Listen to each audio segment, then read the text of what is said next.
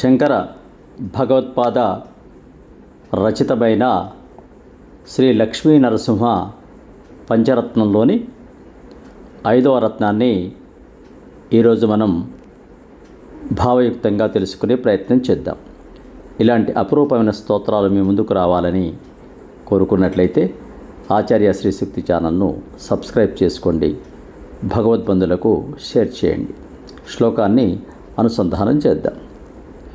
తవ హితమేకం వచనం వక్ష్యే శృణు సుఖకామో యది సతతం స్వప్నే దృష్టం సకలహి మృష జాగ్రతి చ స్మరతద్వదతి చేతో భృంగభ్రమసి వృధా భవమరుభూమౌ విరసాయాం భజ భజ లక్ష్మీ నరసింహానఘ పదసరసిజమకరందం. నీవు నిజముగా సుఖము కోరినచో నేను ఒక్క మాట చెప్పుచున్నాను వినుము.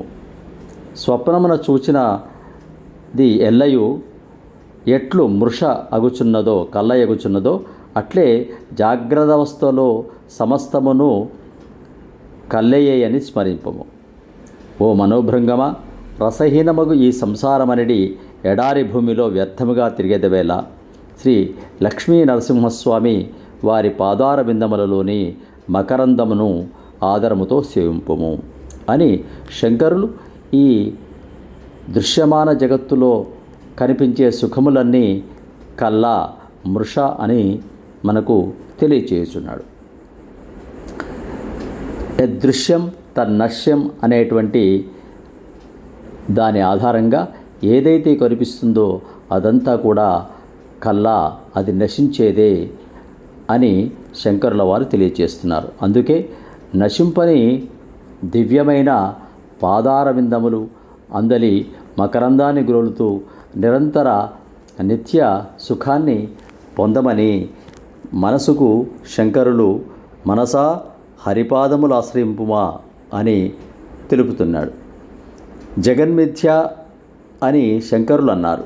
ఎందుకన్నారు అంటే కనిపించేదంతా ఈ జగత్తు మాయమైపోతుంది, దాంట్లో మనం కూడా కొంతకాలం ఉండి మనం ఈ జగత్తును వీడి వెళుతాం.